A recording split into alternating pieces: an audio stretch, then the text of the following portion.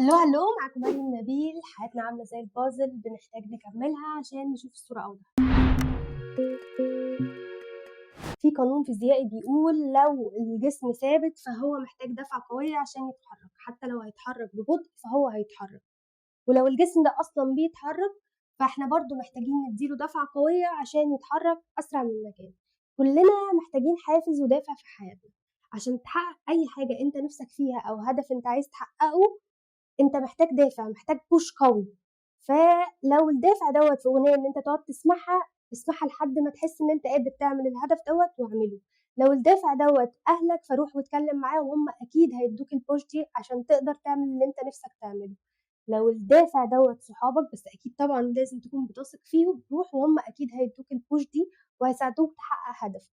غالبًا الجسم الثابت دوّة بيكون حد حصلت له تجربة صعبة، مش قادر يتحرك ناحية الدافع. يعني مثلًا قصة حب باظت، حد مش لاقي شغل، حد فقد حد بيحبه، أكيد الموضوع بيكون صعب.